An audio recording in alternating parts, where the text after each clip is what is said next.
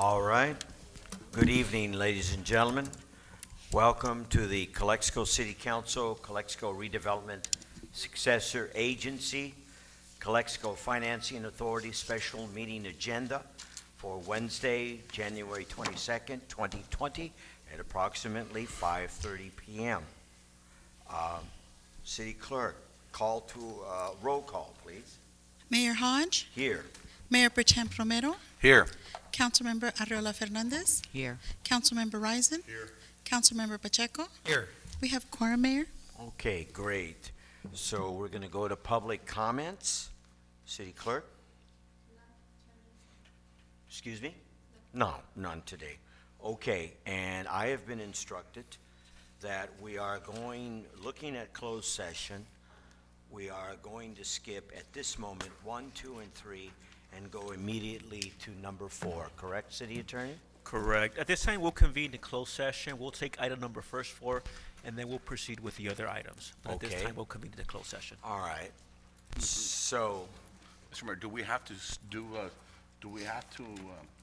set a motion to go to number 4 first, or can we just go? We could do that one for in closed session, correct? Okay. okay, very good. All right, then, we are now on number 4. This is closed session. Is the gentleman out? Make sure that the premises are secure and safe. Put a note at the front.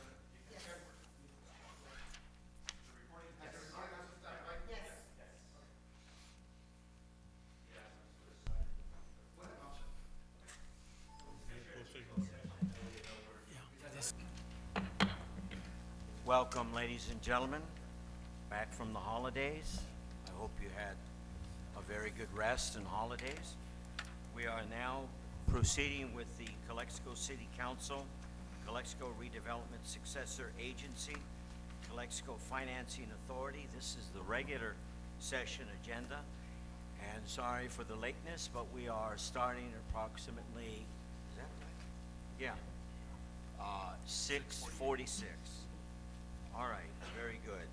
City Clerk, roll call, please. Mayor Hodge, Here? Mayor Pro Tem Romero, Here.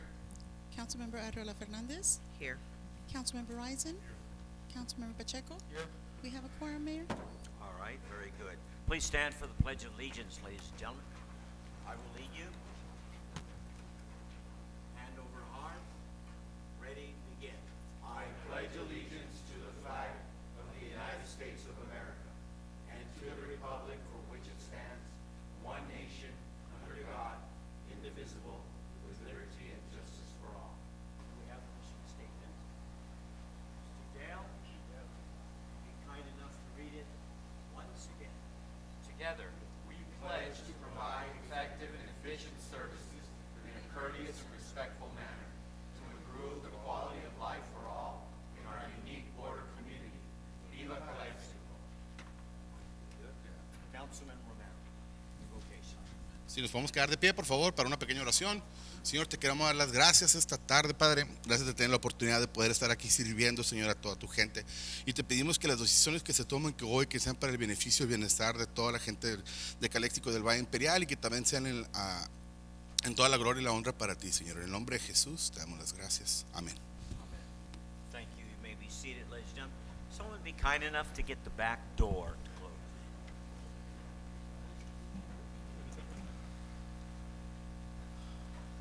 Thank you. All right, very good. Moving on to closed session announcement. City Attorney? Thank you, Mayor. Councilman in closed session items 1 through 4. For item 3, we received direction. For items 1 or 2, we did not get to those items, and we reconvened after the end of the meeting to go back to closed session for those 2 items, since we didn't have enough time. And then for item number 4, public employee discipline, dismissal, release, we do have a reportable action. And by a vote of 4-1, with the mayor voting no, the council adopted the administrative law judge's proposed decision affirming the termination of employment of Gabriel Rodriguez by the Calexico Police Department, which was submitted on November 22nd, 2019. Thank you. Thank you, Attorney Campos. All right, very good.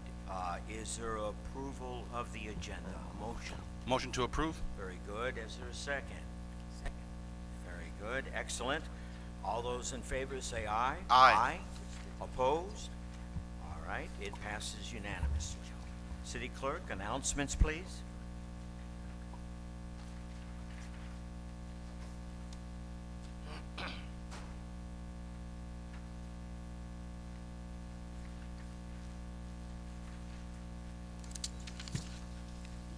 These proceedings may be viewed on the City of Calexico website at www.calexico.ca.gov the Friday following the City Council meeting. Mayor Hodge will have community office hours to hear the concerns of the citizens the fourth Tuesday of the month from 5:30 p.m. to 7 p.m. at City Hall in the City Manager's Conference Room, 608 Heber Avenue, Calexico. Okay, very good. Now on to presentations, ladies and gentlemen. The first one is a proclamation for a very, very important area that we should all be concerned about. That's the Census 2020. Before we do the proclamation, Mr. Ortega would like to say a few words and give some valuable information.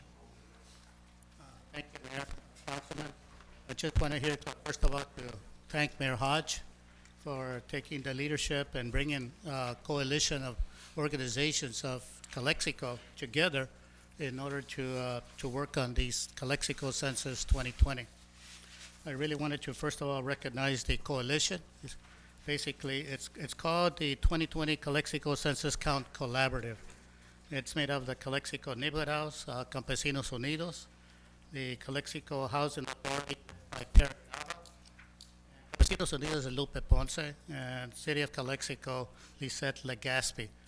Basically, we've been meeting for, I think, for the past 2 months and working on trying to do as best we can to count all the citizens of Calexico. The second thing I wanted to say is what I did is I give you a little bit of a summary of what the objectives are. As you probably know, the census began around March, April, but our objective is to do 3 things. One is to educate the public, and then the second one is to motivate the public to participate. The Calexico has always been what they call a hard-to-count area. So really, basically, our thrust is going to be to do a lot of canvassing in Calexico. In addition to that, have a lot of what they call informational tables. And so basically, that's our main objective that we need to do. The other thing that I wanted to inform the council is that what we already set up is that we are recruiting volunteers to do this work. We are allowed to give them a stipend. We can't hire anybody, but we are allowed to give stipends out. So every Tuesday at 12 o'clock, there at the Neighborhood House 426 at 12 o'clock, anybody that wants to volunteer can go there, and we will then sign up as a volunteer and begin to give them assignments, if you will, of what they want to do. For example, there is a volunteer that's going to have an informational table there at the donut shop, right there on 3rd Street. And he's going to have a table there and giving out information to those particular population. There's another volunteer that's going to go to all the senior citizen housing and knock and give them information. But also we need volunteers to go and start canvassing. And this coming Tuesday will be our first training session, so that when people go out, they feel confident they can answer questions. Remember, these are not the persons that are doing the census. They're just providing information. Right. Sometimes there is a confusion between the two. They're just providing information and providing flyers, if you will. The U.S. Census has a lot of literature that we can then begin to distribute to the public. The main purpose, again, is to inform and to motivate to participate. The way that the participation is going to, one of the reasons they're worried is that they're going to try to get people to participate through the internet. And in Calexico, it might be pretty hard. So we're going to set up what they call kioscos, and of course one of them is going to be at the library, and it's going to be manned by volunteers and staff there at the library in order to help people to be able to participate. So that's basically our main objective. The proclamation was also something that was written out by the U.S. Census Bureau, and that's the one that you have before you. I think Mayor Hodge is going to read it and present it to you for approval. With that, I end my presentation. I don't know whether there's any questions. Mr. Ortega, the hard to count population that doesn't have an address, those are going to be the, Yes. how are you address that issue? That is a good question. There is a special team. The U.S. Census developed a special department in order to specialize in that population. Exactly what they're going to be doing, I don't know, Mr. Pacheco. But they do have what they call specialists. They're going to be specially, say for example, the homeless population. That's a good example. You know, how are they going to count them? So they have a special team in order to do that. We are basically charged to do a lot of distribution in the community, just in general, if you will. But the other issue, too, just is a little side issue. We have three layers of involvement. We have the Imperial County involved with the population, with the census. Then you have the state, and then you have the federal. And all three groups are here. And so they are meeting the second Tuesday of every month in El Centro to try to coordinate everything that needs to be done. It's a little bit tricky, but I think that we do our job and doing a lot of information and a lot of motivation in terms that the census are important for the city. And I think the proclamation addresses the main objective of why it's so important. Some of you may already know about that. Any other questions that I can? Any questions on this important We matter? need volunteers so that we are allowed a stipend, but anybody who wants to volunteer can go at 12 o'clock every Tuesday, 426 4th Street. Or if they cannot go, just to call me, and we'll set up a one-to-one.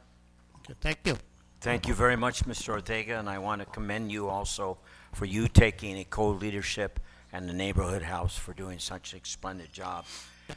And ladies and gentlemen, why is this extremely important for the whole nation, but specifically for Calexico and the Imperial Valley? Number one, the more we count properly, the more we get proper, appropriate representation in our government. And number two, I believe most importantly, is we receive resources and money. So the more that we can adequately count, the more money we have coming in to better our streets, to better our parks, economic development, and so forth. So please spread the word, be aware, keep your eyes and ears open. And I ask the council to also spread the word, which I know you will. So now we'll go ahead and read the proclamation in support of the 2020 census. And I will begin. Whereas the U.S. Census Bureau is required by Article 1, Section 2 of the U.S. Constitution to conduct an accurate count of the population every 10 years, and whereas the next enumeration will be April 1st, 2020, and we will be the first to rely heavily on online responses, and Whereas the primary and perpetual challenge facing the U.S. Census Bureau is the undercount of certain population groups, and whereas that challenge is amplified in California, given the size of the state and the diversity of communities, and whereas California has a large percentage of individuals that are considered traditionally hard to count, and whereas these diverse communities and demographic populations are at risk of being missed in the 2020 census, and Whereas California receives nearly $77 billion in federal funding that relies in part on census data, and whereas a complete and accurate count of California's population is essential, and whereas the data collected by the decennial census determines the number of seats each state has in the U.S. House of Representatives and is used to distribute billions of dollars in federal funds to state and local governments, and Whereas the data is also used in the redistricting of state legislatures, county boards of supervisors, and city councils, and whereas the decennial census is a massive undertaking that requires cross-sector collaboration and partnership in order to achieve a complete and accurate count, And whereas California's leaders have dedicated a historic amount of funding and resources to ensure every Californian is counted once, only once, and in the right place. And Whereas this includes coordination between tribal, city, county, state governments, community-based organizations, education, and many more. And whereas the U.S. Census Bureau is facing several challenges with Census 2020, including constrained fiscal environments, rapid changing use of technology, declining response rates, increasing diverse and mobile population. Thus, support from partners and stakeholders is critical, and whereas California is kicking off its outreach and engagement efforts in April 2019 for the 2020 census, and whereas the city of Calexico, in partnership with other local governments, the state, businesses, schools, and community organizations, is committed to robust outreach and communication strategies focusing on reaching the hardest to count individuals. Now, therefore, be it resolved that the City Council of the City of Calexico recognizes the importance of the 2020 U.S. Census and supports helping to ensure a complete, fair, and accurate count of all Californians. In witness whereof, I hereunto affix my signature and the official seal of the City of Calexico on the 22nd day of January 2020. And Mr. Ortega, I'd like to give this to you, or, all right, let me come across over here.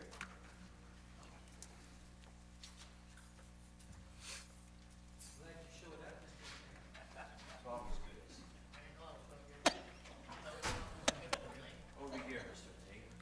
Oh, we have the paparazzi, so here you go.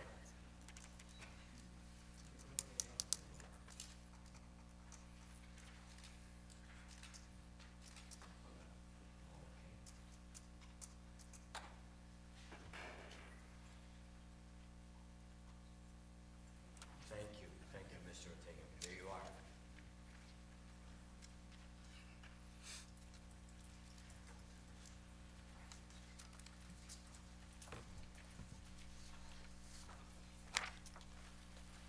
All right, we continue with our presentations. We now have, and I think this is a great idea what the Calexico Police Advisory Commission is doing. We have a presentation by them to the Officer of the Fourth Quarter for 2019, Officer Jorge Hernandez. All right.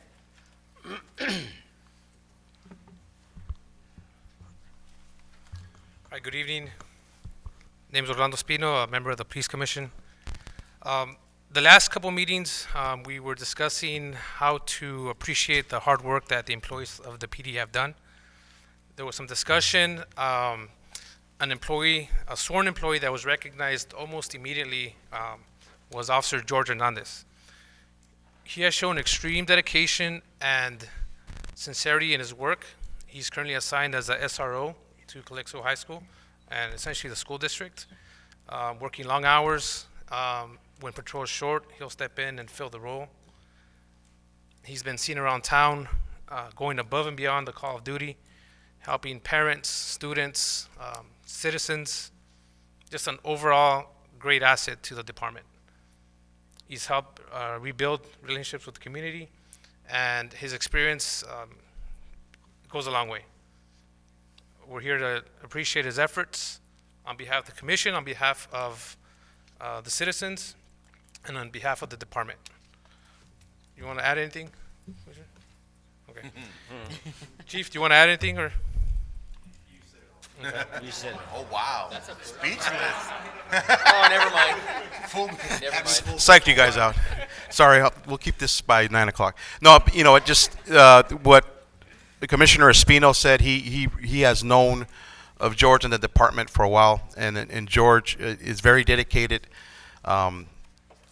He falls back 20 reports sometimes, and he never complains. He works on them until he gets them all done.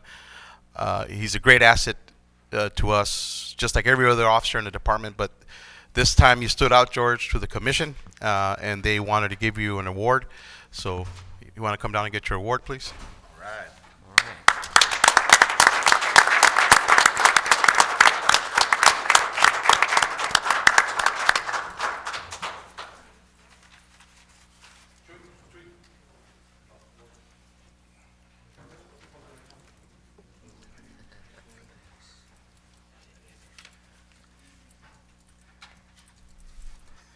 You have anything to say, George? Or you're a man of few words, right? Yes. And I will say something really quick. Been a police officer a very long time. However, I'm very honored to be recognized by the citizens I serve. Thank you very much. Come on in the front. I have two members from the commission that they couldn't make it today.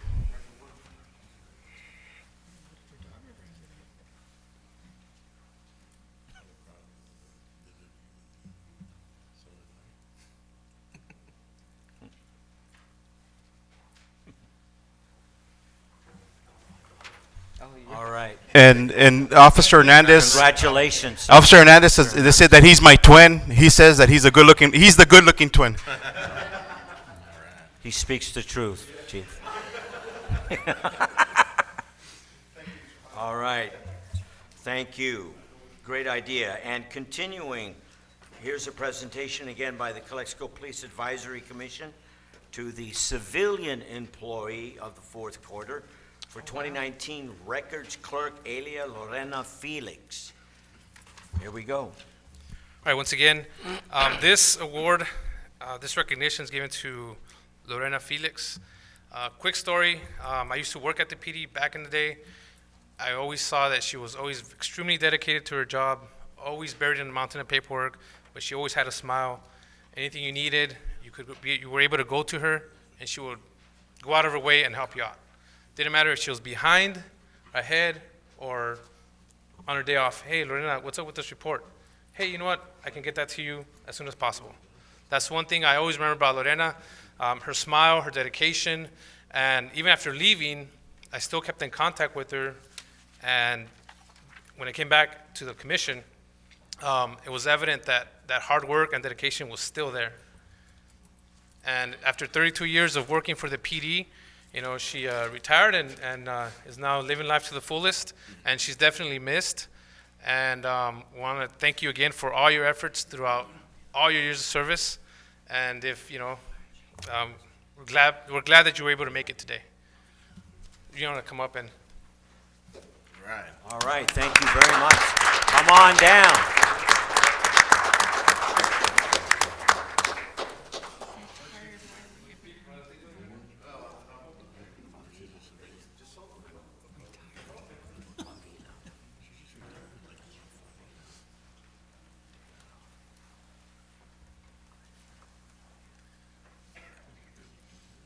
Háganse en flaquitos.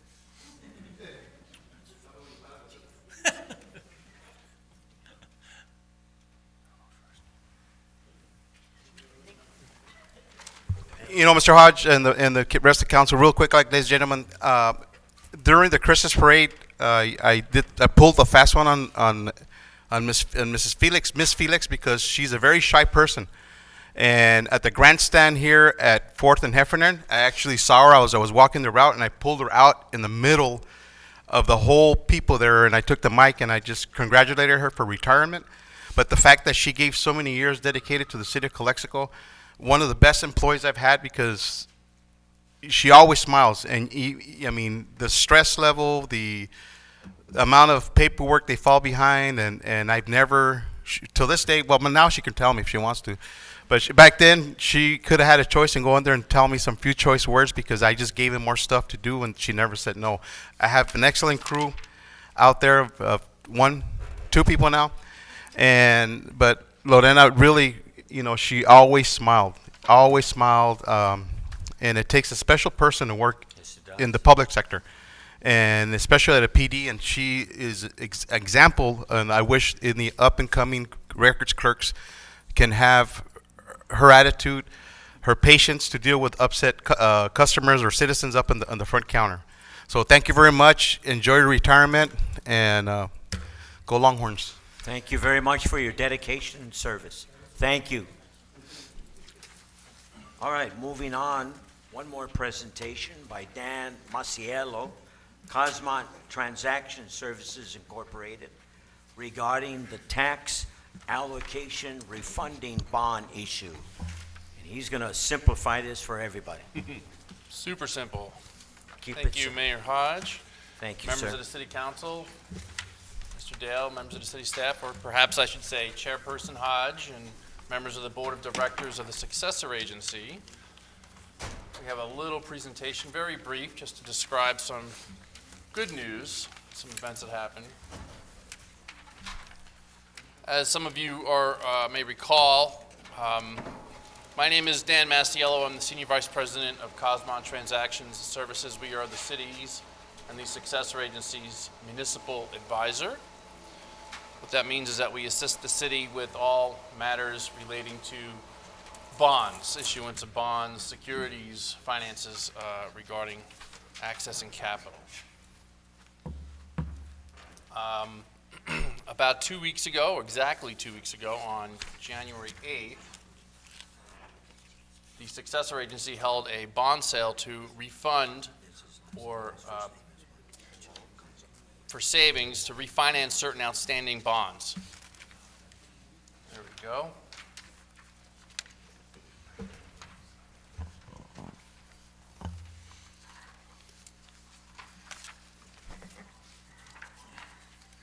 That bond issue closed this morning, so congratulations. Similar to the refinancing of a mortgage on your house for savings, essentially the successor agency sold a new bond issue at much lower interest rates, was able to pay off the old bonds of the higher interest rates, and will realize savings. This is the culmination of a 2-year process that began in early 2018 with the identification of certain bonds that were eligible for savings. As this council is well aware, there's been numerous financial challenges in the city that the city had to work through, including being a little behind on some of its financial reporting. And thanks to the hard work of city staff, especially the finance department and the tireless efforts of Mr. Dale, those audited financial statements were brought up to date, and we were able to proceed into the bond market. We're on page 2 now. There we go. So the city's hard work and hard choices over the years has absolutely paid off by evidence of the bond sale that was held. The improved finances with the budget being under control, the improved financial reporting with all the financial reports up to date and on target for the audit to be released from last year on time, and the overall improved administration resulted in excellent credit ratings. There was a thorough credit review that took place, and we have very good news, which we'll get to in a second, about that led to an excellent bond sale. There will be significant savings realized by not just the city, but also all the affected taxing entities that are related to the former redevelopment agency. Next slide, please. So the headline here is that the Calexico successor agency sold bonds that were rated AA. AA is the second best rating you can get below AAA in terms of rating category. This would not have been able to be achieved if the successor agency and the city's finance administration had not stabilized and improved so much. This translated directly into an excellent interest rate and higher savings than anybody projected over the entire 2-year process. Didn't hurt that the markets are also doing very well, and we timed the bond market very, very well. Sometimes, I've been saying throughout the course of this financing, sometimes it's better to be lucky than good. It's always better to be both, and we might have just hit that target this time. The city will realize over the remaining 13 years of the bonds a savings of over $3.5 million, $3.6 million in savings directly into the city's general fund. All the affected taxing entities in the aggregate will realize savings of just over $13 million over the same course of time. Next page, please. So here are some of the statistics specifically. The city will realize $3.6 million in savings. If you do a present value analysis of that, that's about $700,000, which is a measure of if you had all that money today, how much spending power would you have? We tend to judge whether or not a refinancing is a good thing to move forward on, or whether the results are positive based on a net present value savings percentage. It's a little technical, but you take your savings, you divide it by the amount of the loan you refinanced, And generally, something over 3% is considered to be good and worthwhile. Well, this was well over 15% savings, a really excellent result. We have a breakdown of the average annual savings per year as well because the repayment schedule mimicked the old repayment schedule. It's wrapped around another bond issue, so it jumps around a little bit. But savings will basically increase every year. We were unable to complete the financing in time to capture any savings out of the February bond payment, so we will realize about a half a year's savings in this fiscal year. The savings will come when there's a redistribution from the trust fund that's now holding all the tax increment. When the county distributes what's called a residual amount, the city will realize a gain of $71,000. And the next several years, we'll see about $140,000 in savings or increased revenues directly into the general fund, which will be increasing through the next 13 years. And on the following page is the savings for every taxing entity broken down for those of you to be interested in the actual math. Once again, I'd like to thank the efforts of city staff, specifically Carlo Lobato as the finance director and David Dale, city manager, without whom this could not have happened. All the hard work and efforts, especially with getting the financial reporting up to date and getting the financial house of the city in order, boded really well for the successor agency. The next phase is to move forward into a water and wastewater financing related to the capital improvements that are underway.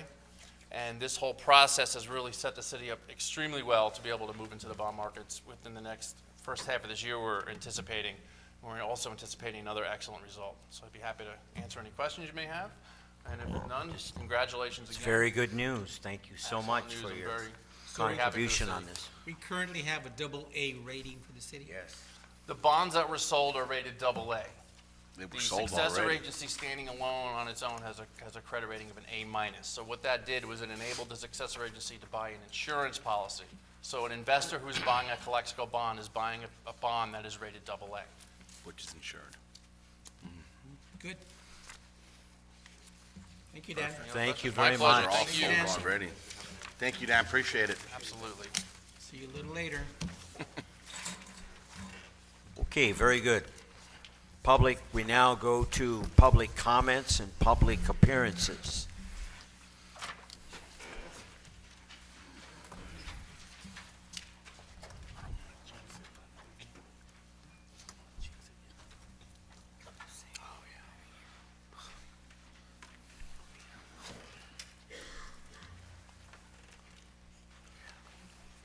Go ahead, City Clerk, when you're ready.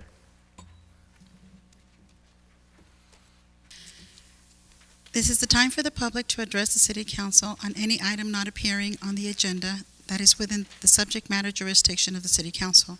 Mayor will recognize you when you come to the microphone. Please state your name and place of residence for the record. While members of the public are encouraged to participate, it is unlawful to disturb or delay the council meeting with personal or slanderous remarks. If the item you wish to comment on is a consent item, please comment now. City Council is prohibited by state law from taking action or discussing items not included on the printed agenda. If the item you wish to comment on is on public portion of the agenda, we will take your comment when we get to the item on the agenda. Please direct your questions and comments to the City Council. All right, thank you very much. Are there any public comments at this time? One, very good. Mr. Anthony Velasco?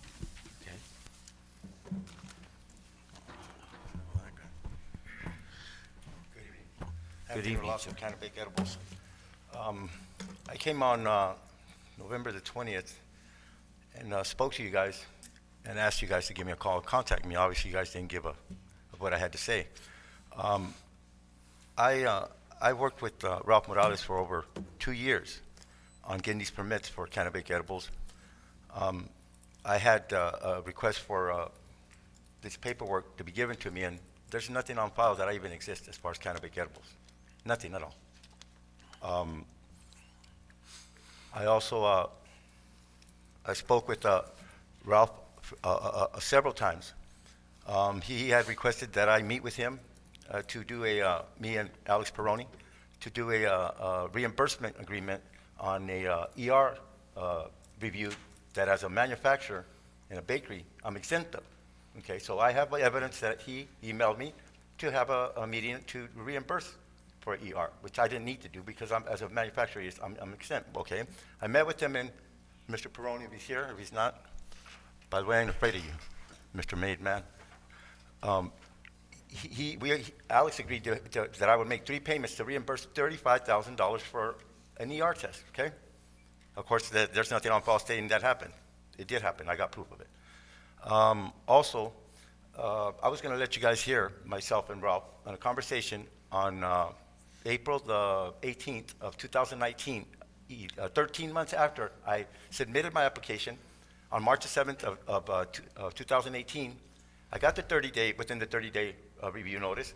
I went to that meeting with the 15 head departments. This is 13 months later. He's telling me that just then he has submitted to the Planning Commission my application for manufacturing and distributing. Mind you, Alex and Ralph turned my paperwork into a cultivation permit, which made this all go another year. In other words, 2 years instead of the simple 6 months I should have took it. Not to mention, in that year, they emptied out my bank account. I put in $347,000 into this. You guys didn't even bother to pick up the phone or contact me whatsoever. It's not a joke. I have this evidence. These guys right here, right next to me, they know what I'm talking about.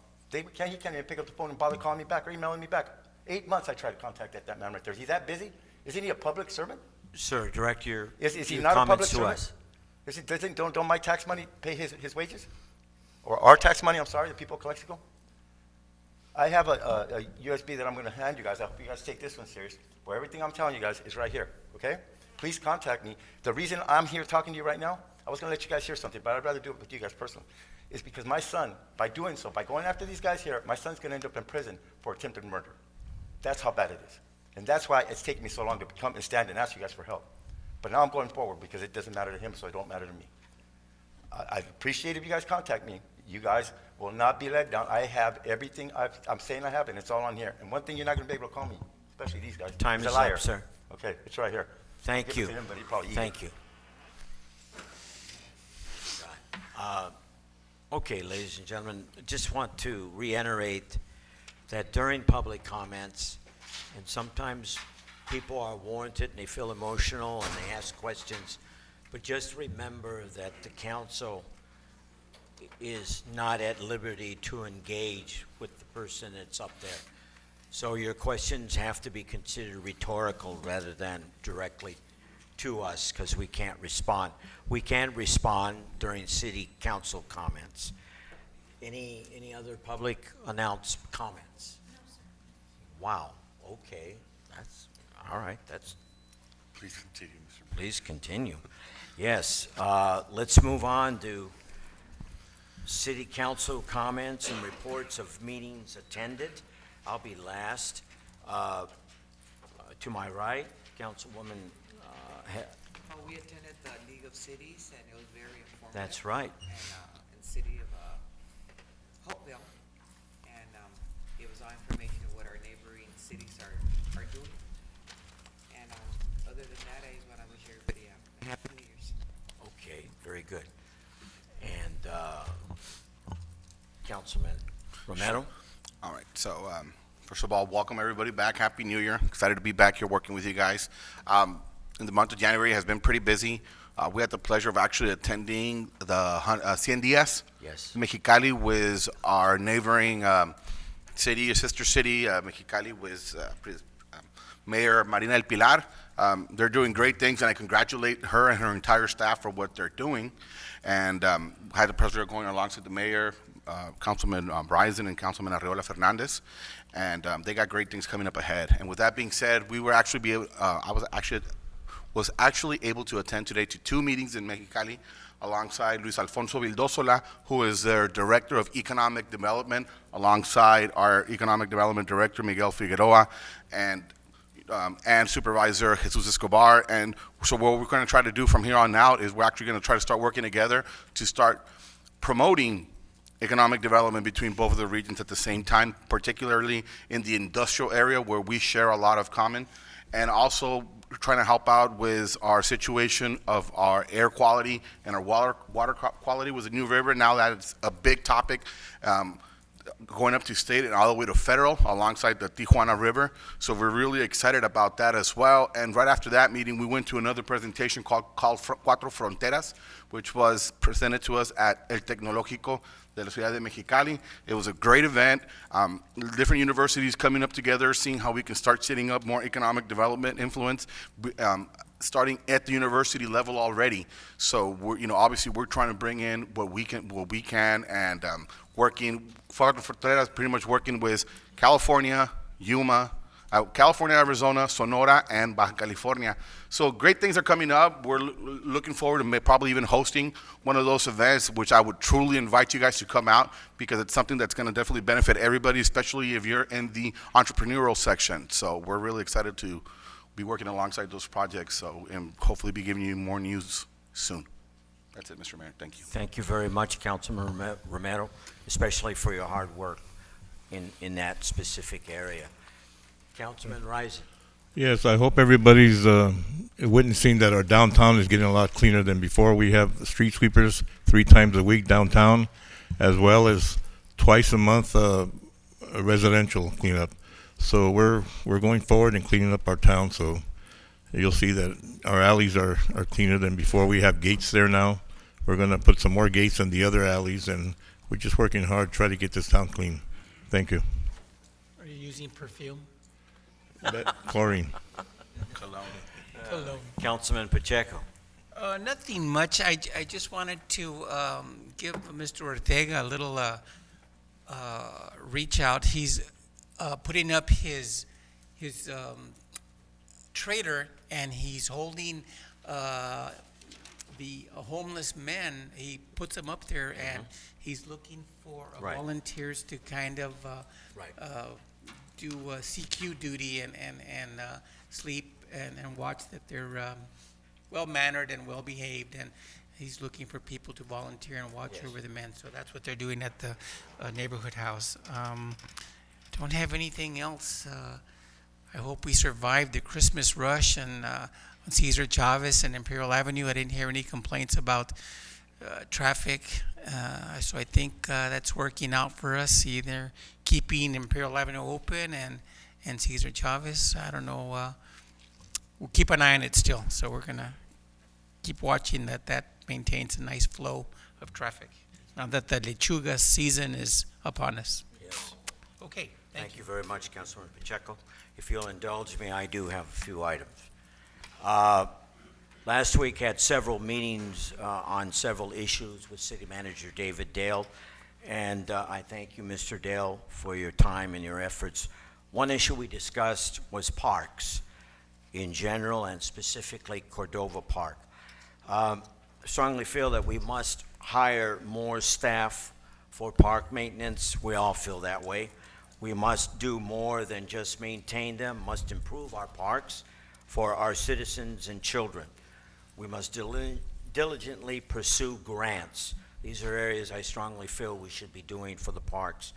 Pertaining to Cordova Park, the city at present time was laying out the irrigation system, and there was one other area that we were working on. Mr. Dale, what was it? The fencing. So we are focusing on Cordova Park, and I commend the city for its focus and efforts, but I think we have to just try to speed up, if we can, the process. Its completion will be a huge recreation benefit to the community. In regards to what Councilman Pacheco said about the homeless, with the great help of Calexico Neighborhood House, the Calexico Homeless Committee was able to successfully set up and operate a temporary shelter, homeless shelter at the neighborhood house. This shelter has given refuge and comfort to the homeless, and it will be in operation until January 31st. Had a very informative meeting with both fire and police chiefs, Favila and Geraldo. Also present was David Dell and Councilman Morris Risen.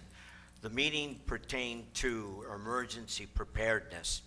I must admit, it was impressive. The city is in total compliance with the state's emergency action plan that require contingency plans. Also in place is the mutual aid plan.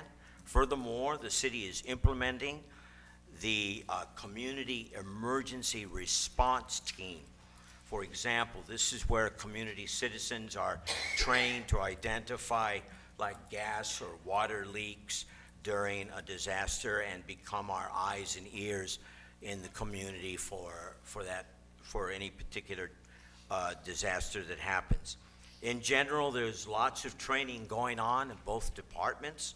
Both chiefs are very proactive in acquiring the latest technology. We do need to make improvements in communications and especially in upgrading our radio system and in personnel, but we are fundamentally prepared and equipped. Both chiefs are to be highly commended for being prime examples, I believe, in strong, effective collaboration. They have created this is what was impressive to me, they have created a working relationship. So thank you, Chief Arado and Favila, for your hard work and trying to keep this city of ours safe. One more, and this has been brought up a few times. I have received serious concerns by numerous citizens about the property on the corner of Sherman and Heffernan. The property is vacant, but it consists of tall weeds, polluted debris, and drug paraphernalia. Also, reports have been given that the homeless is now present on that corner. The city has to be responsible and do something about this. We need to clean it up. I have contact with some volunteers, and they have given their desire to help clean it up, but I said that I would have to reach out to the city and see what were the possibilities of that. But we do have some volunteers if we can use them. So thank you very much. On that note, Mr. Dale, we're still looking for the owner of that property to help and clean up. Are we looking Sherman at and Heffernan. finding them or something to that extent? I think we've been working on it for about a year. Yeah. Also, we tried to get it on this agenda, but it'll probably be on the next agenda. We'll be bringing to you a weed abatement contract that won't cost the city a dime, that this private firm does all the work and they take it to the court. See, we can't just go on to private property without a court order. I understand. So the next step would be to do that, but that means spending money on attorneys and those kind of things. But if this company can do it at no charge, then maybe we can bring it to you. Is it just for weeds? It is for situations like this, where you have. The reason I'm asking is we just had this past Monday, the unfortunate situation on the corner of Rockwood. Right. It's not include like fire dam, those kind of things. That will be later on in the agenda. But so we are looking at that, and we're very aware of that issue. And unfortunately, we have a property owner that was not responsive. Okay, very good. Now it's time for city manager's report and assistant city manager. That was the item I was going to talk to you about, but I'll defer to our assistant All city right, manager. Mr. Miguel Figueroa. So Mayor, council members, members of the community, you guys are well aware by now, but I do want to point out some of the details that went into the budget that was presented by Governor Newsom. And obviously, there's a big piece right there that stands out for the city of Calexico. The county as a whole, but specifically the city of Calexico. This is unprecedented. The state's general fund is going to allocate $18 million specifically to the New River infrastructure improvements that are needed here in Calexico as part of the Calexico Reach identified in the state plan. In addition to that, 10 million more have been appropriated for the same use. We do quick math, we got $28 million that in essence will take us to the completion of the infrastructure improvements south of 2nd Street Bridge. That is music to the ears of the city. Oh, that's excellent. And Ms. Falomir, because we now have the resources that are going to enable us to not only continue our efforts for our Parkway project, our green belt in the west side of town, but it's going to make it easier to go ahead and tell the story to secure the additional resources to offer a state-of-the-art park in the city of Calexico on the west side of town. I tip my hat to Assemblyman Eduardo Garcia, to Secretary Jared Blumenfeld from Cali, PA, Mr. Crawford from the Natural Resources Agency, the County of Imperial. They, as we all know, submitted an initiative to declare the New River in the state of emergency, something that this body in Calexico also approved. So everybody coming together pays dividends, and we're seeing it now.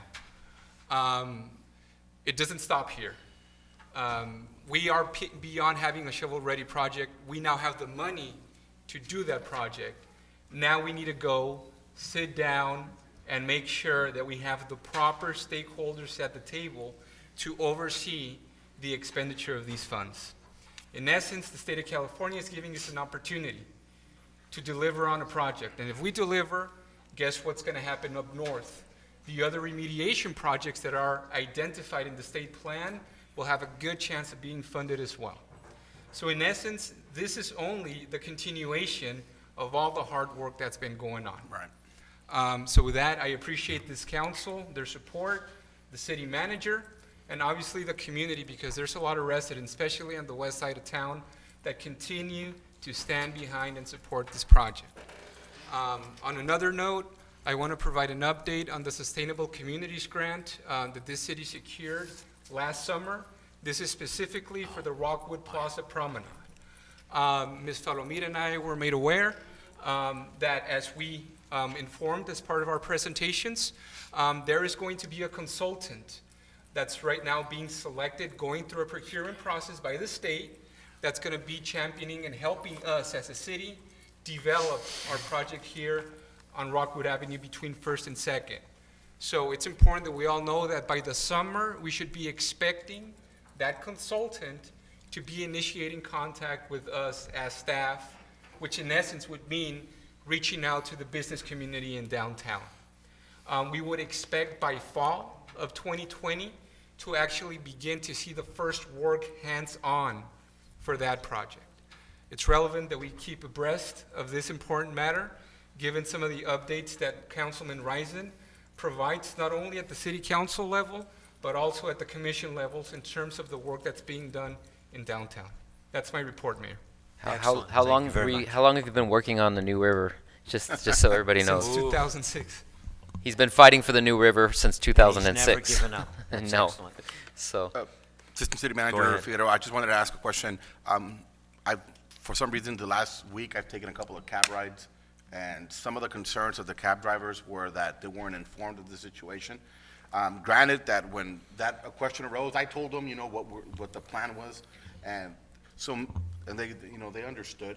So maybe find a way to maybe tell the cab drivers why they're being moved. Not so much that it's their fault, it's what we're trying to do with the infrastructure in downtown, so that, because they think it's something that had to do with them, but it really didn't. Mayor Pro Tem, that's a great comment, because our police chief has been part of at least 4 public hearings at the commission level and at the city council in which we've talked at length about the project. However, that doesn't take away, the taxi cab companies are only one stakeholder that's going to be impacted. Okay. There's obviously the businesses that are also going to be impacted.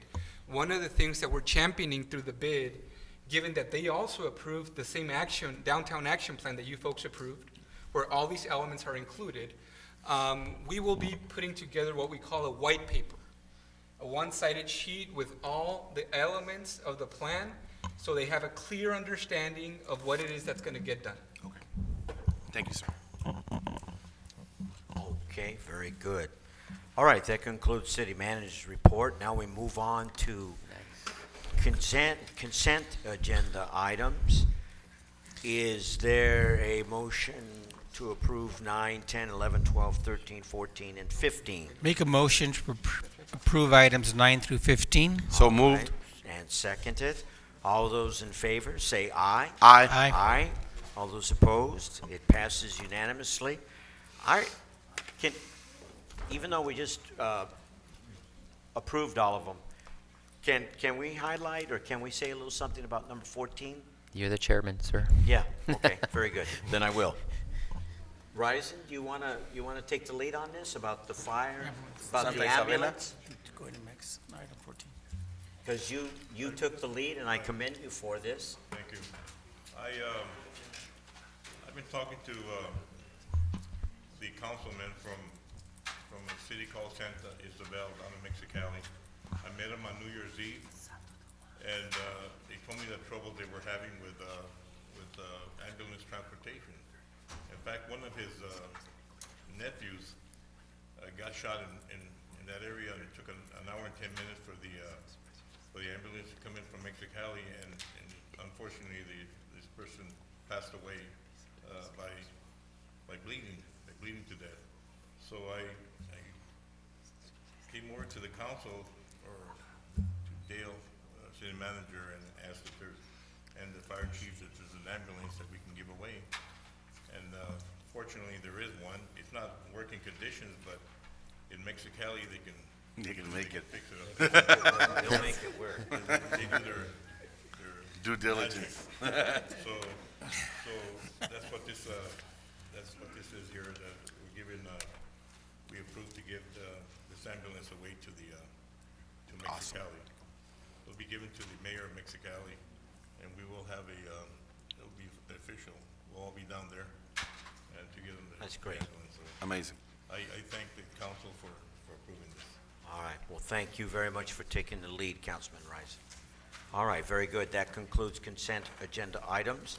Now on to discussion and potential action items. Turning to item number 16, which is a recommendation. It is recommended that the City Council receive a briefing on the second quarter status of the 2019-20 budget and consider a resolution to amend the 2019-20 budget. All right, very good. We have Mrs. Lovatos. Are you, there you are. Okay, thank you. You may begin. Sure.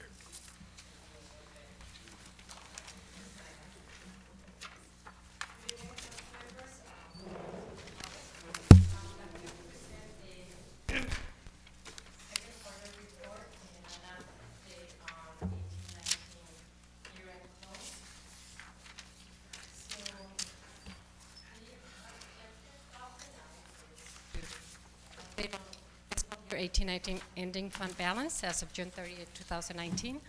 Update on fiscal year 2019 planning expenditures and revenues, and projected fiscal year 1920 ending fund balance as of June 30th, 2020.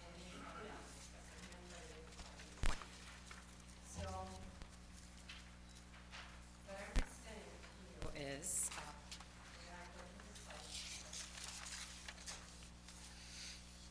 so on our last quarter, we had a beginning fund balance of $367,148. As of now, since we're finalizing and closing our books for 1819, we have some updates. We have increased for projection $855. Our ending working capital for fiscal year 1819 now is up to $1,145,830. This is for 1819. Yes. For 1920, that's what I update you. Those revenues, property tax, or added value has supplemental taxes have increased. We got $66,000 more. Residual property tax repayment, successor agency land sale, $40,000. Unfortunately, the cannabis tax has not come through as we had expected. We had budgeted $250,000, we're dropping it down to $150 to be more conservative and have a more realistic view of where we would end up this year. We're at half the year and we're not even close to what we had projected. Hopefully, something happens in the near future and this can be raised up again. On franchise tax, we lost one of the franchises, so it's $60,000 less. But we have solid waste, on the trend is showing that it will be increased by 35,000.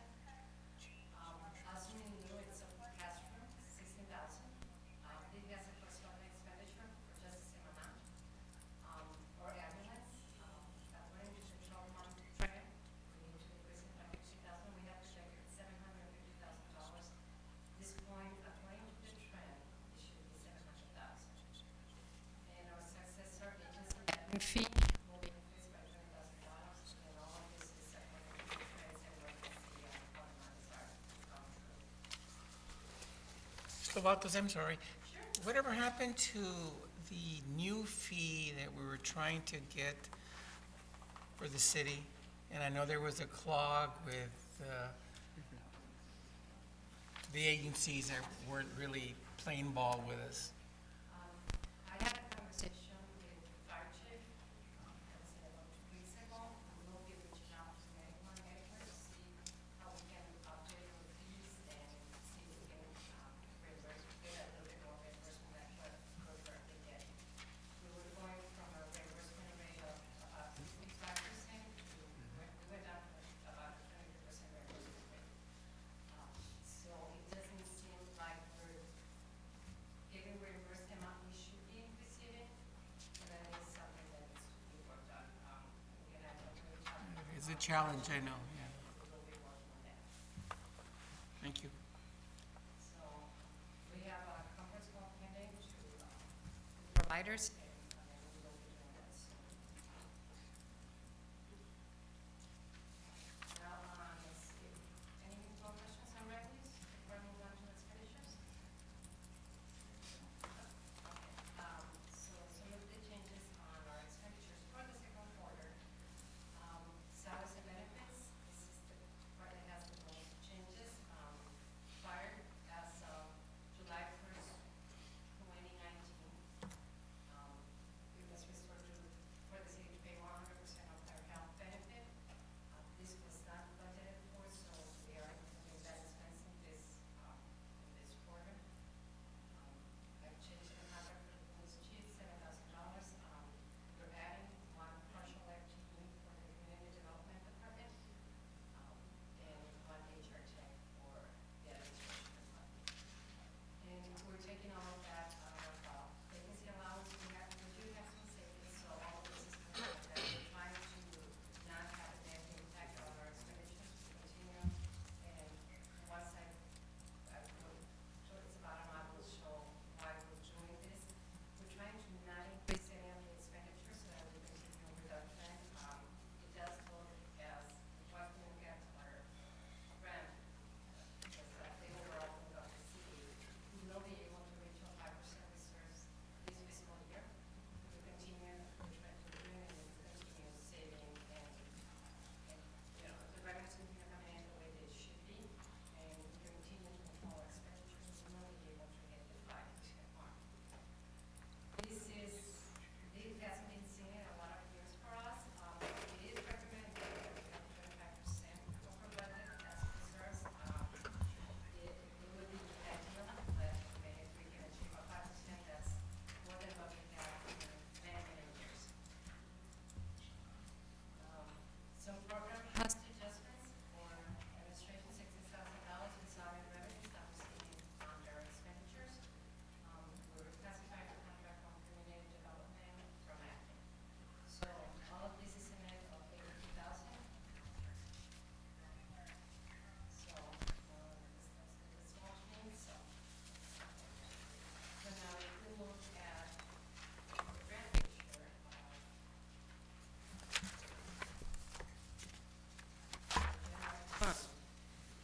projection here for 18-19, we have our adopted budget is showing that we will have net operating result of $855.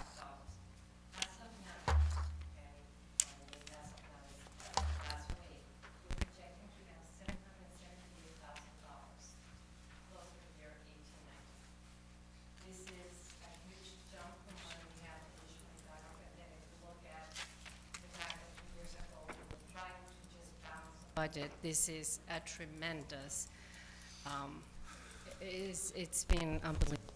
The big hurdle, yes, big hurdle. To be congratulated. Thank you. So for 1920, we had projected out on our adopted budget to have net operating results of a deficit of 242,000.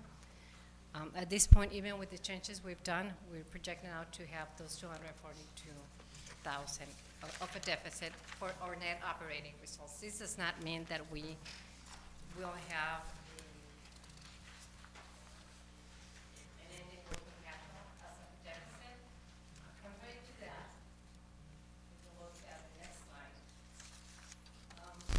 1819 adopted budget was showing that we would have a $451,000 ending working capital.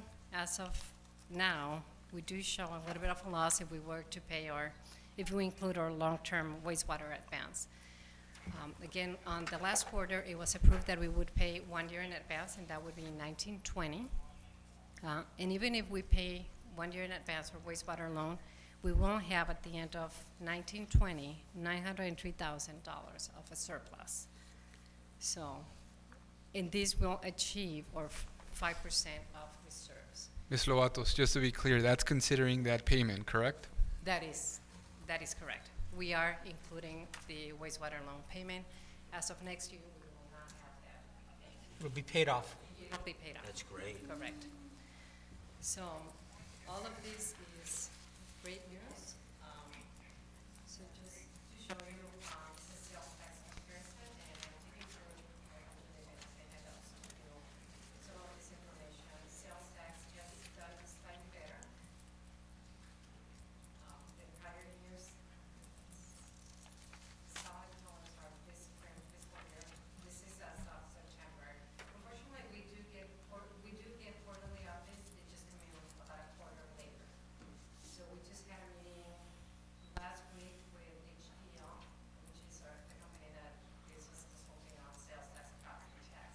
And we just went over the third quarter of the calendar year, not fiscal year, calendar year. So this is just some additional information. We still have, and this has not been updated because we haven't finished closing reports, but as you well know, we still have a lot of debt. We still have to pay a lot of EIA. We have a lot of liability. There's still a lot of things that we need to work through, but we're making good strides. We're making good strides in the right direction. So we're getting there. It's slowly but steady. Again, all of these will be achievable when we continue to follow expenditures. I know I keep saying that, but this is something that we need to do, and this is taking the city in the right direction. So within this resolution, we have several changes, not only in the general fund, but some other funds. We also are requesting an increase for the library grant, $8,000, community donations. We do have the corresponding revenues, so if you now I'll open it for some questions. If you have any questions, there's more detail in the handouts that you have. If you had a chance to look at them, if you have questions, I'll be happy to answer them. And thank you very much for your hard work, and this is good news. Any questions, City Council? No, I'm very appreciative of all our quarterly updates because that keeps the eye on the ball and it keeps us focused on our expenses and what we're spending our money on and what we have as money. As you might recall, for a year or more, the council did not receive any updates about the budget, and that was one of the reasons why I think we got into trouble. So now we have a great finance director that's given us direct updates every quarter. So yes, And that's right on. To be commended. This is one of the reasons too why our bonds were able to be sold at such a AA. grade, right? Just the fact that our financials are becoming more in par with, more solvent. That is correct.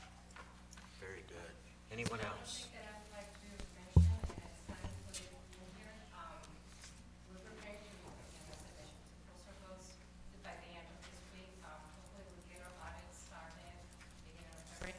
That will be out next week. We will get our audits started much sooner than we did last year. That is great news. Hopefully by March 1st, we have financial statements, and maybe sometime in March we'll get the coming in percent to you. Ms. Lovatos, when do you anticipate to begin your budget process? That was going to be the next budget. I expect to start the next budget season February 1st, which is the first Monday in February. So again, I'll be gone next week, and that's the main reason why I'm not starting next week. And I'm just finishing up the books this week. So we'll start, and we'll schedule meetings with you, we will schedule workshops with the community. That's all to come, and maybe by February 5th,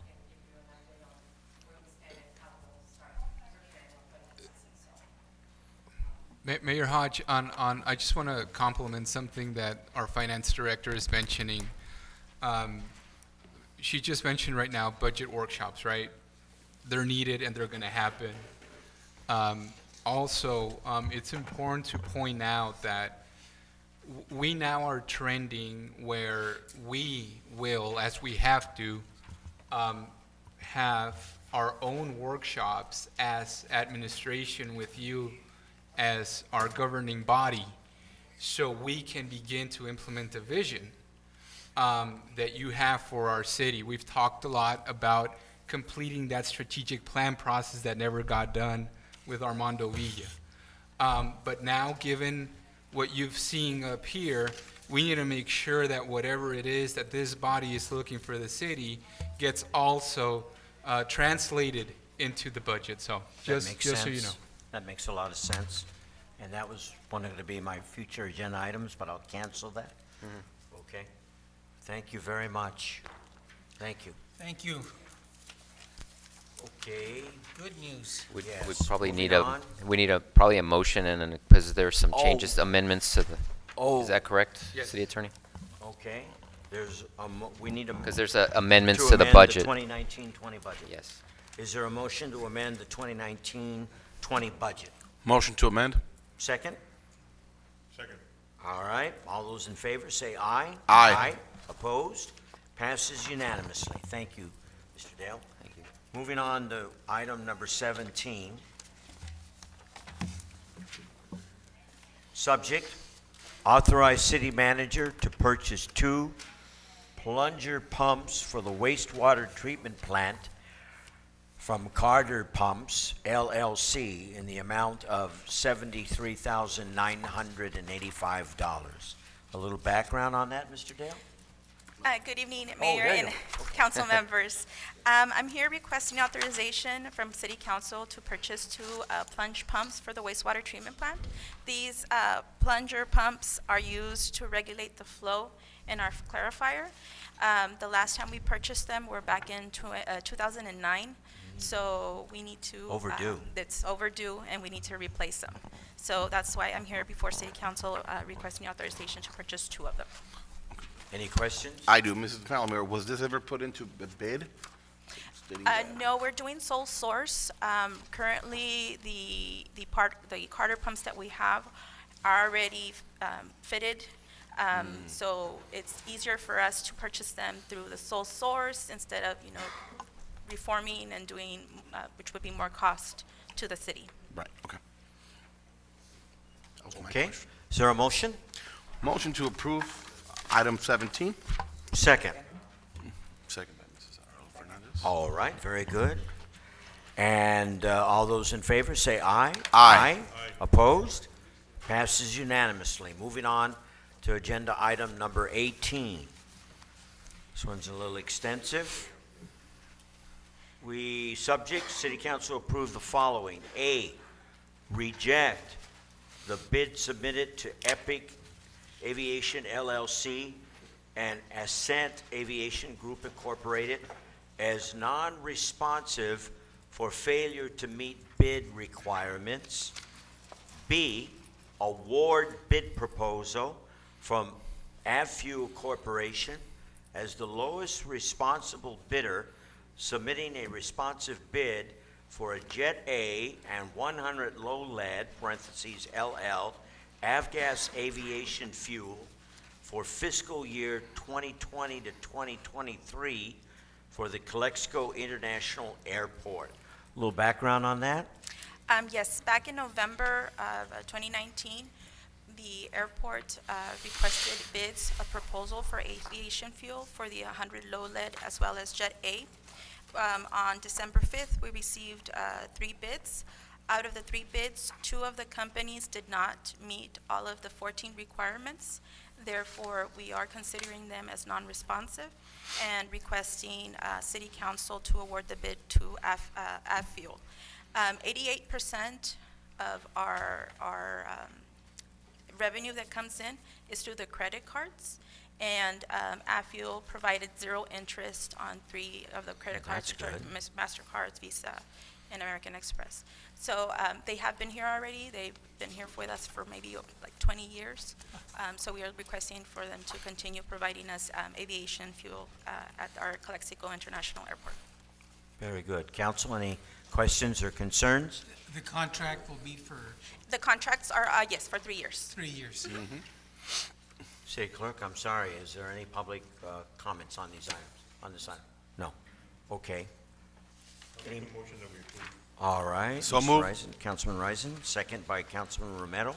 All those in favor, say aye. Aye. Opposed? Passes Yes, unanimous. just want to clarify that it was two items on the agenda. That's and the- right. And the motion would cover the Both. motion, both items, correct? Okay. Reject the bid and accept this one. Yeah. Thank you, Mr. Campos.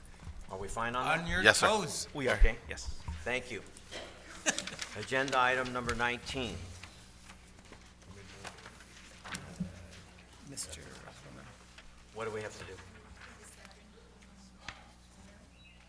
Romero did, yeah. No, just talking about you. Okay, here is the subject, introduce and waive first reading by title only of an ordinance amending Calexico Municipal Code, Chapter 8.36 regarding garbage disposal. Commend Dale and all the city staff for this particular item. I and some others pushed for this, and I'm happy to see this on the agenda. Any background, Mr. Dale? Yes, Mr. Mayor, sure. So, as part of all our efforts to try to clean up downtown, when we were discussing the contract with Republic Services, we knew that there was an issue with individuals going into the trash cans, throwing things out onto the ground, and then trying to find things in the trash can that they could use or sell. And that creates a big problem for us in the downtown area, especially in the alleys, which are one of the biggest impacted areas. So during our conversations, we discussed with Republic the possibility of requiring locking bins. And I guess the old style locking bin, you could get into it with a crowbar or whatever, but these new bins, you can't get into them. They're inaccessible when they're locked. So there's a benefit to that. This again is just for the downtown collection area, which is described in your packet, and would result in additional costs to the industrial users or the commercial users. I understand it's approximately $7 a month per user. So there are another number of other items here. For example, overflowing of the bins is prohibited. We needed some teeth with regard to our Christmas time when we send a letter out requiring additional pickups. This will give us that code, that ordinance. Very good. You mentioned teeth. Yes. Is there going to be penalty fees also with There- this item? Go ahead. Yeah, we went ahead and updated the penalty section to provide for all the available penalties if you're not complying with the ordinance. Okay. Part of this, there was some understandings now that's codified in the code, so now if you do have an issue, you have a citation within the municipal code to cite to. Very good. Another item, it looks like there's an issue of businesses using shared containers. Yes. This new ordinance will require businesses to have their own separate Right. trash. You have it spelled out pretty well here in the agenda. They need to label their trash bins. How They're do- going to be labeled. So too. they just With their get name. With their name. Perfect. The business name. C13. Lock containers, identifying information on all containers. Containers may not block passage. Shared containers prohibited. Overflow prohibited, and additional collection required. Very Yes. good. Yeah, Okay. I know in talking to the waste hauler, they said that maybe the majority of the businesses are complying, while just a few that aren't. And I think this ordinance here will help bring the few ones that aren't into compliance. Well, this will help maintain and beautify our downtown, Well, without a doubt. are the actual gates that we're using keeping people out from going in between the and using them as their restroom? I'll Are let are they? Councilman Risen. Pretty much stopped already. Uh-huh. Yeah. So the, It's working, and with the locks on the bins, it's even gonna work. okay, I haven't walked to Mexicali, You but, can, yeah. Okay. We are looking at getting the restrooms in the First Street fixed by a member of the community, so that's also great. The restroom next to the orthopedics on the Mhm. All right, very good. So, once again, introduce, do we have a motion? All right, and is there a second? So move. All right, Heads up. Pacheco was just a little ahead of it. All right, all those in favor say aye. Aye. Opposed? It passes unanimously. Moving on. Mr. Mayor, item- if you allow me to read the title into the record. Go right ahead, sir. An ordinance of the City Council of the City of Calexico, California, amending Chapter 8.36 regarding garbage disposal. Thank you. Okay. All right, item number 20. Yeah. Adoption of a fee waiver policy by City Council resolution and introduce and waive full reading of an ordinance amending various sections of the Calexico Municipal Code regarding city fees to ensure consistency between the municipal code and the proposed fee waiver policy. A little background on this one also, sir? Yes, Mr. Mayor, thank you. So we have, from time to time, requests to waive fees, and as you're all probably aware, the only entity that can waive fees is the City Council. When we bring a fee waiver request, it's been my experience that it's always been a 501c3 or a charitable cause of some sort, and it has usually been approved. I've never seen one not approved. What's happening is we are having sort of an inefficiency with this process because when a charitable organization approaches the city and requests a fee waiver, I always have to tell them it is going to be a month or 3 weeks until we can get it on this next city council agenda. So our request, and is at the pleasure of the council, obviously, is that the council give the city manager's office the approval to authorize these fee waivers, but only for 501c3s, nonprofits, charitable organizations, and only up to a $500 limit. Anything more would have to come to council, and any entity that is not a charitable organization would need to still come to council for approval. This would just, in my view, would be go along with what our motto is, and make it more efficient. So, as your pleasure. So. All right, very good. Council, any questions or concerns? Right. No problem. Oh, we have to be very cautious on that, though. I'm not too convinced by it, because we do have to make sure that there are nonprofit organizations. And Absolutely, we'll have to check. You can look on the website. You can look online That's a for good point, 503 ones, Councilman. and we can also provide council a report, a monthly report, if that's what you wish, of who got what waived. I think, well, It'll could we still be it'll still notified be in the prior, agenda maybe? though, right, Mr. Dale? What's You'll that? You'll still approve it and it'll show up at the agenda, or it'll be a consent? It would not be on the agenda At anymore, all? no longer needed. There's usually a time frame a lag that. Yeah. Okay. And that will help us not have to be directly involved in all that. Absolutely, and if, as you wish, if you want to be involved, this is just an effort to expedite these Expedite requests. it and make it more efficient. I Yeah. understand. A motion? Also, real quick, Mayor, I want to just clarify, one of Yes, the sir. policies, it does talk about for-profit organizations, but I'm hearing that they'd have to be all charitable or 501c3. So I'm gonna delete the for-profit Yes, organizations please. from eligible groups. I see. Okay, So, thank just wanna you. reflect it on the record. Okay, well, I'll make a motion that we approve. Motion by Councilman Risen. Is there a second? And then for the record, adoption resolution, as well as the introduction of the ordinance. The motion will cover both items of the agenda. Very good. Is there a second? So moved. Moved by Councilman Romero. All those in favor say aye. Aye. Aye. Opposed? It If you allow, passes Mr. Mayor, unanimously. an ordinance City Council, City of Calexico, California, amending the Calexico Municipal Code regarding fee waiver authority. Would that be noted, City Attorney, with that annotation? that you With made? that annotation, correct. You're going to strike. We're gonna strike, we're gonna put it under the ineligible. There was one draft that had it, and then there was some back and forth, so Yeah. that's what I wanted to clarify. Yeah, no for-profit. Correct, yeah. We'll make those announcements. All right, very good. Moving on to item number 21.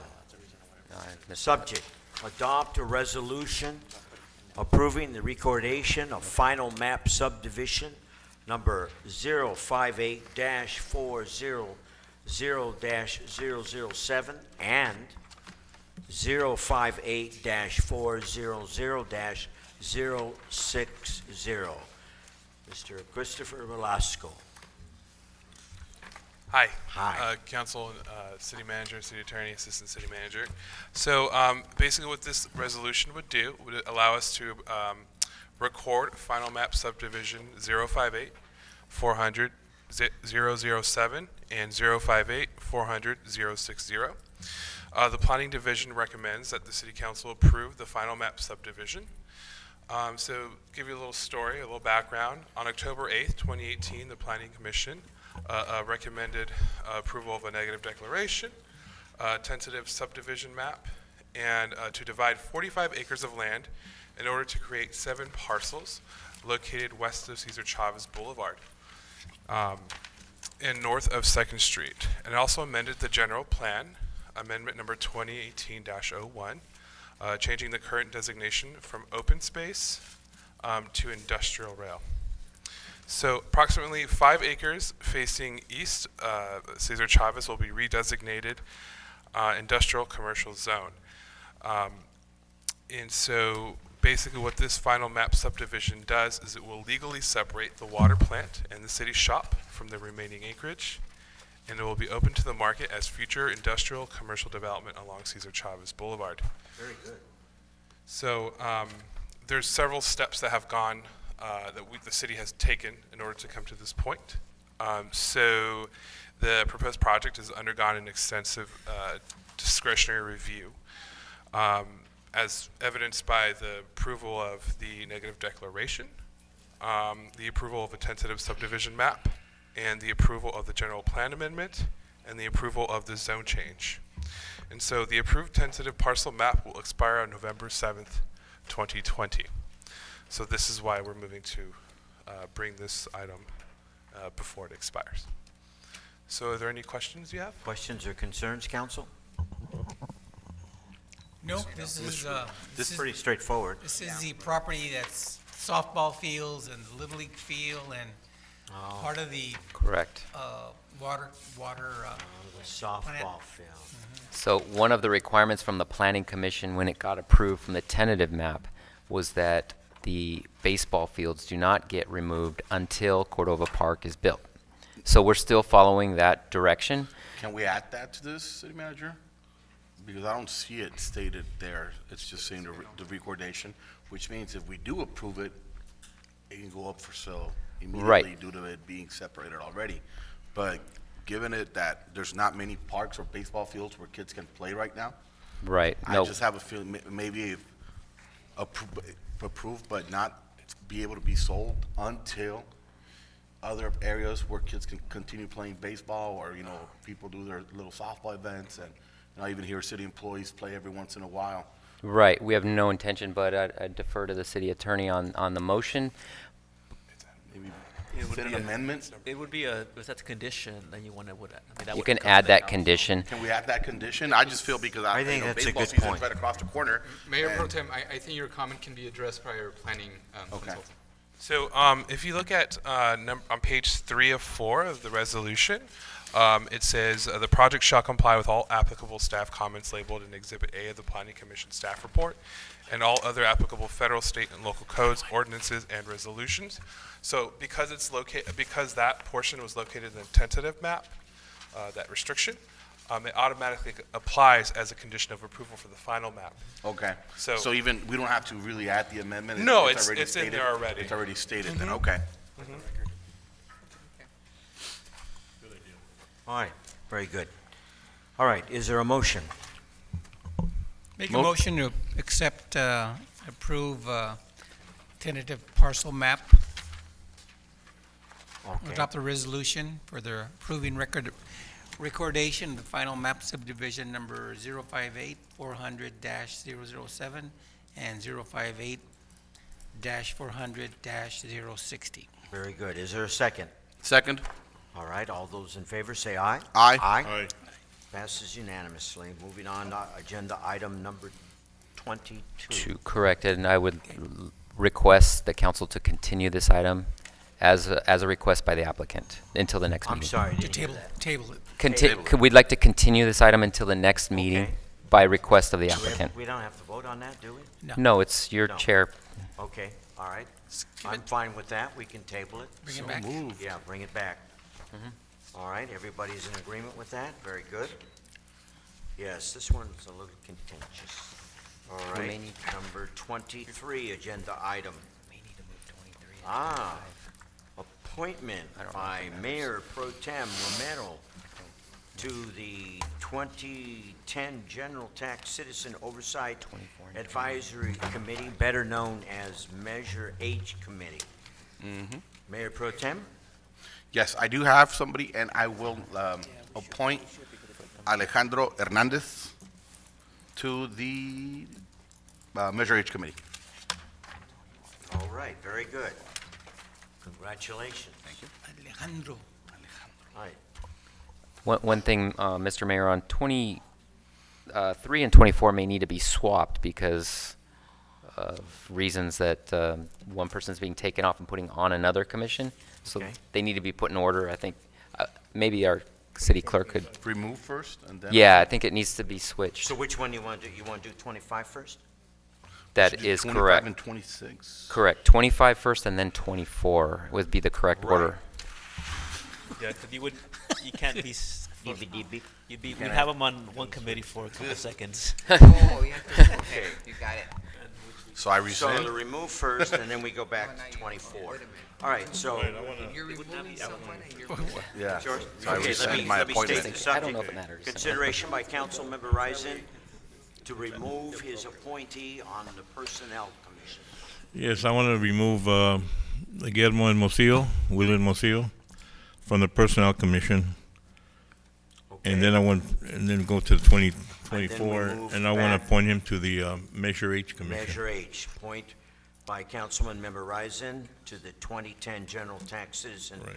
Oversight Advisory Committee, betterly known as Measure H Committee. Correct. Moving him over there. Okay, very good. Congratulations. Okay. That takes care of 24 and 25. Moving on to item, Mr. Campos, are you good with that? is that You fine? good? Wait, Yeah? you, Wasn't confusing to me. I got that one. Okay. All right. Moving on to agenda item number 26. Subject: consideration by Mayor Pro Tem Romero to remove his appointee on the Personnel Commission. Yes, would like to remove my appointee, Zach Sanchez, from the Personnel Commission. And then, okay, very good. Did you get that, City Clerk? Yes. Okay. All right, we're moving along. Item 27, this is a public hearing, correct? Attorney Campos? Yes, it is. All right, so I will open it up, and then we can have some background on it, and then we'll ask the people to come forward. Very good? So we're opening up a public hearing at approximately 8:18, I believe. All right? Yes, let me read it, please. I'm sorry, thank you. Subject: introduction and first reading by title only of ordinance number, and it's empty there, wasn't. An ordinance of the City Council of the City of Calexico, California, repealing Chapter 8.44 of the 8, in parentheses, Health and Safety of the Calexico Municipal Code regarding nuisances, and adding a new Chapter 8.44. Okay, so the Planning Division recommends that the City Council adopt the following ordinance by title only, and it's the ordinance that you read. So a little background is the current version of our Health and Safety Code, Chapter 8.44, contains a limited list of public nuisances and is pretty brief on the city's authority and procedures to abate public nuisances. And public nuisances can, is pretty much a long list of things, but our list is lacking. The chapter does not provide adequate notice to property owners and code enforcement officials on what kind of conditions constitute a public nuisance. And what specific actions the city can take to abate those public nuisances. And what process protections that property owners are afforded throughout the abatement process, right? So our code's pretty insufficient when it comes to that. So due to those limitations, the city faces several risks. One is that a court may reject the city's application for an abatement warrant, therefore denying the city the ability to abate dangerous nuisance conditions. Two, a property owner could initiate litigation against the city for a violation of the owner's due process rights. Three, the city may not succeed in recovering its costs and fees associated with abating such nuisances. Moreover, it lacks clear and a uniform process for seeking properties owners' compliance and affording them due process, and will continue to sort of stifle the city's efforts to abate dangerous nuisance conditions in an efficient and cost-effective manner. So for these reasons, that's why we're recommending the Planning Division that the city adopt the new ordinance. So on December 18th, the City Council opened up the item and continued it. I'm sorry, I didn't hear that. Oh, on December 18th, the City Council opened the sort of public hearing and Correct. continued the item, so that's why we're here now. Basically, the section, the ordinance will accomplish the following goals. It will enumerate 24 of the most commonly found public nuisance conditions. It will have the authority the city will have the authority to issue notice to abate to property owners who fail to abate the public nuisance conditions on the property. It will have a required method of serving all notices and orders authorized under the chapter. And it'll sort of give property owners a process to appeal the notice to abate, right? So if someone, let's say, has a bunch of weeds growing in front of their house and it's a public nuisance, the person will have a set list of how and what to appeal the process, or to appeal the notice, or to comply. So it also gives the city the authority to take action to abate nuisance conditions in the event that the property owner fails to comply with the notice or appeal to abate. And it gives the authority to the city to take emergency actions to abate conditions that pose an imminent threat to an imminent safety hazard. And it also establishes procedures for the city to follow in the event that the property owner fails to comply with the notice to abate, including a requirement that the city first seek an owner's consent for the city to abate. And lastly, it creates authority for the city to recover costs associated with abatement actions authorized by the chapter in accordance with procedures designated in Chapter 1.28 of the Calexico Municipal Code. So all in all, these changes will allow the city to more efficiently and effectively... They're more extensive. Yes, and it creates more of a standard process, and it will give our both residents and our code enforcement officers clarity on how to navigate the system. Very good. Concerns? Questions? It also alludes to what you, Councilmember Pacheco, referenced earlier on in the meeting. Okay, very good. We have a public hearing here, so public, is there anyone out there that would like to come forward and state your arguments for or against this particular item?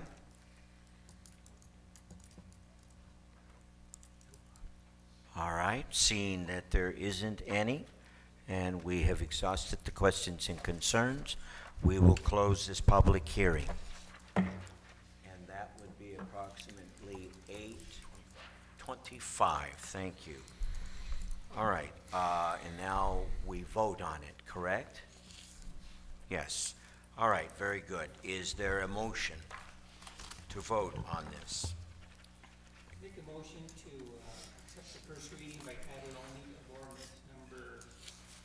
There isn't. City Council, City of Calexico, repealing chapter 8.44 of the health and safety of the Calexico Municipal Code regarding nuisance and adding a new chapter 8.44. Very good. Is there a second? Second. Second by Mayor Pro Tem. Very good. All those in favor, please vote, say yes. Yes? Aye? Aye. Aye. Better. Those opposed? No? All right, it passes unanimously. Moving on to item number 28. Thank you. And prepared by Carla Lavatos, Finance Director.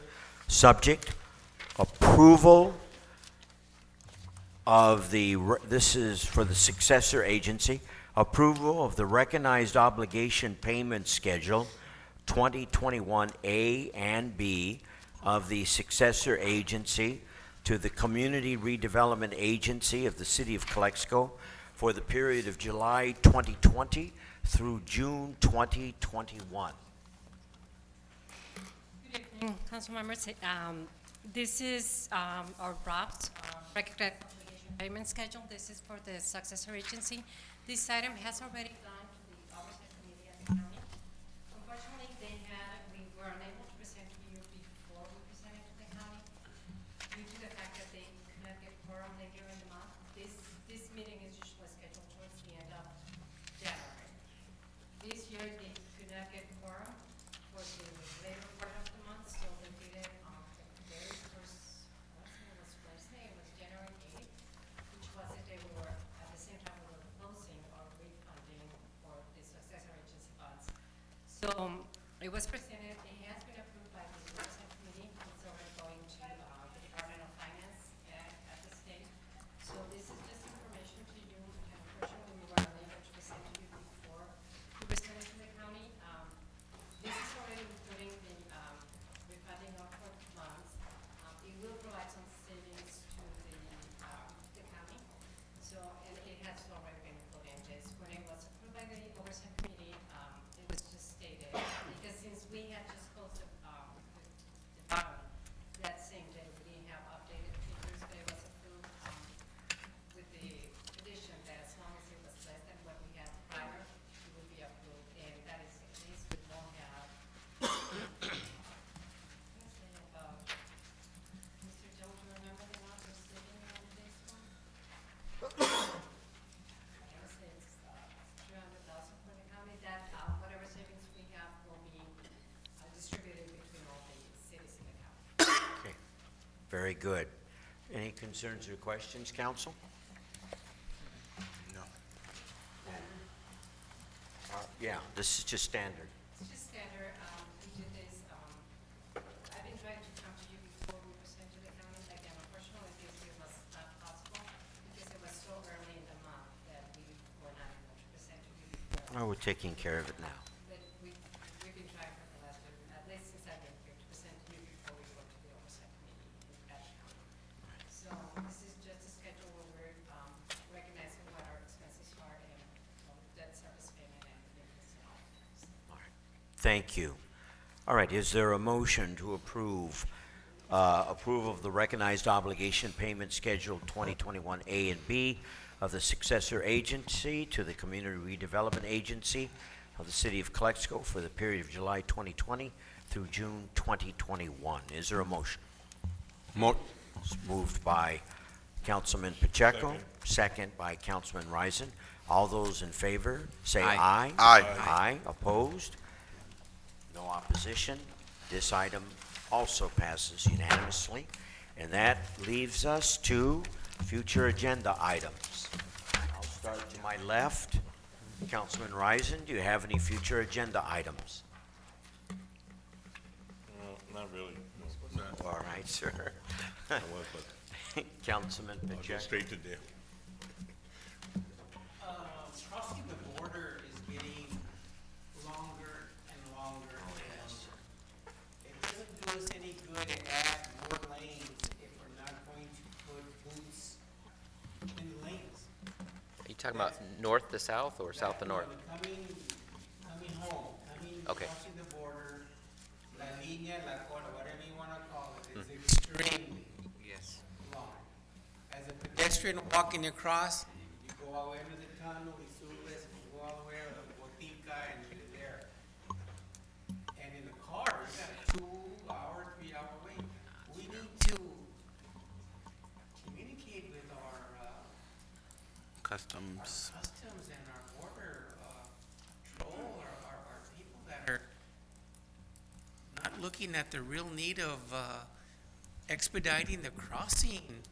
I crossed one day and it took me like 45 minutes to get from the door to here because one guy was taking his time looking at pills and looking, and then he get another one. I said, oh, this guy's keeping up the whole line. And they're just like, if there's 2 guys, ready lane sentry, and then 2 standard, it is ridiculous if you're walking across because your crossing app is not correct.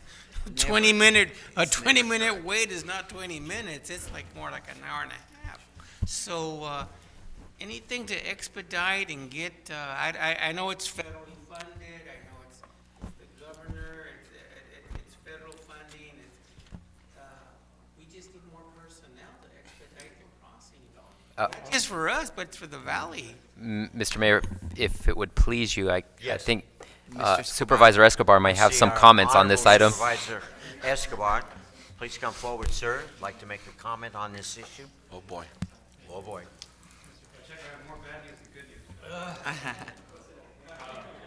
Yes, we did get funding for the expansion of the port of entry. Gonna go from 10 to 16 lanes. It'll be a 2 to 3 year process, as you know. GSA is not exactly the champ when it comes to timeframes and timelines, unfortunately.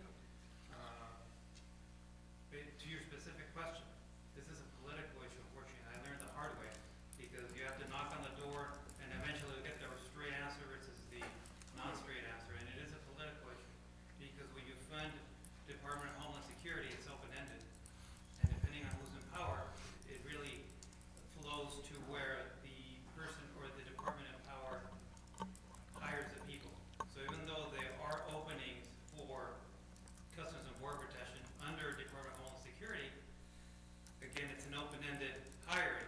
So in other words, they hire an officer, and instead of going to the port of entry as a customs officer, he may go to, I forgot the acronym. The acronym size, help me out here. What does I stand for? ICE? Immigration Customs Enforcement. Immigration, so CBP, Immigration and Customs Enforcement. Hello?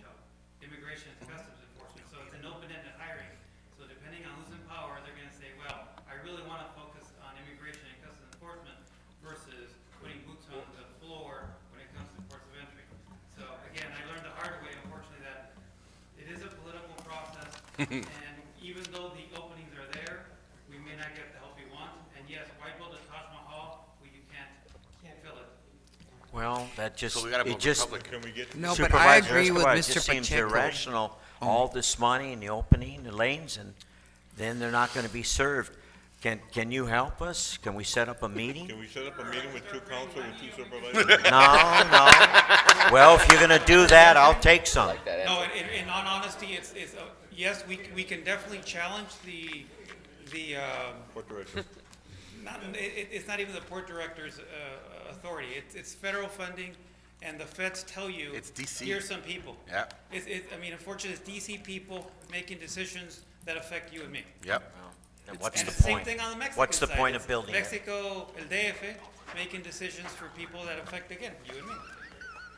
But like Question Mr. is, can we Pacheco get was 2 saying, council as well oh, as 2 supervisor, and we can talk, I understand David Salazar's not in here, he's in San Diego. They restructured the directorship, so now they have an officer in charge. That's the unofficial official title for the new port director of Calexico.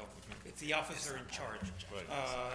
Mr. Salazar, Luis Salazar, who used to be the port director for Calexico, is now like a co-port director for the entire southern district ports of entry, including commercial OTAD, commercial Calexico, basically the whole gamut of operations, along with several others. So it's changed quite a bit. And they're doing the best they can, that's what they tell you, but again, they're understaffed, and it is a political issue. So sorry, Mr. Pacheco. Well, we're having a delegation go to Washington end of March, early April, and if I would need to check with the county to see if it's something that you guys can also tag along with. But I mean, again, the more we can knock on the doors, the more we can potentially get some help. But again, it's a political issue. But Mr. Escobar? Locally. Again, you can knock on that door, you can bark as much as you want, but it's going to do little to assist in the actual hiring process. Implementation. Mr. Escobar. Yes. But I agree with Mr. Pacheco in the sense of, can't they update at least the time? You know, you call and they're behind, what, 6 hours or so, Mr. Pacheco? And not only that, they could be a little bit more productive. I mean, come on, they're standing there and they're just like, sometimes they're just. You know what? I just crossed the board today, and I was held for roughly 70 seconds. The reason why I know 70 seconds is because I have my daughter timing me. They asked me where I was going. They asked me what I did. When I told them what I did, they asked me more questions instead of less. When if you're a customs broker, you should know if you're bringing something illegal, right? So instead of asking me or letting me go, they asked me more questions. So they asked me to pop my trunk. So again, they're going to say standard procedure. They're doing their job. But at the end of the day, all they're causing are delays. Yeah, but when they have Century and you have, well, especially like, they're even doing it with the Century lanes. So it's And kind of that's ridiculous. where, Mr. Reza, you have one. That's where you can definitely bark, and they will listen. And if we do it collectively between the city of Calexico and the county, they will listen even more. That's why I wanted. So we can definitely do a joint meeting, and if you're, I'm ready. Mr. Pacheco, if you want to go, I know it's a 2-on-2 deal, so we can have more than 2 people join, but I'd be more happy to coordinate that. Mr. Dale, Mr. Figueroa, if you want to attend as well, you're more than welcome. If you want me to set that up for you guys. That would be ideal. It's my understanding is we'll take like 55 to 58 seconds per car. Sometimes it takes 5 minutes per car. Why don't they just send them to secondary? I don't understand why they just keep asking. I know, but that's what my argument's going to be when I see them direct. You know. So yeah, well, let's get that thing I'll going. set that, and I'll let you know what day it is, and then between you 5, whoever wants to attend. Yeah, we're ready. I'm ready. Thank you very much, Supervisor. All right. Yeah, political. It's a sad situation. There's manpower. Yep. Mr. Mayor, I just want to remind you that we didn't finish closed session, and we're still. That's right, that's right. Return back Okay. for items 1 and 2 All in right, closed session. Councilwoman, any future agenda items? No. No? All right. Mayor Pro Tem? No, sir. All right. Just a couple here for me. I'm recommending that we revise our downtown action plan to include more beautification, specifically the replacement of old, dirty trash cans for new ones, and do something about those nasty germ-ridden telephones that are there. If we can do that, that would be much improved. We'll take it to the bid. Or take it to the bid, but we've got to get it done. Reiterating on another item, we must create a systematic master plan to identify many dangerous dark spaces due to no lack of street lighting and faded or no painted lanes. It's dangerous out there in certain areas of Calexico. So if we can do something possible, that would be highly appreciated for the community throughout the city. No, lots of people drive at night. We have to do this. It's important throughout the city, so they must be replaced with strong lighting and fresh painted lanes. There you go. All right. Motion to adjourn. Motion to adjourn. Regular session. Regular session. Yes, and we're Motion gonna to re- adjourn, and we're gonna regular re- Is there session, a second? and continue closed session. Continue. All right, all those in favor, say aye. Aye. We adjourn.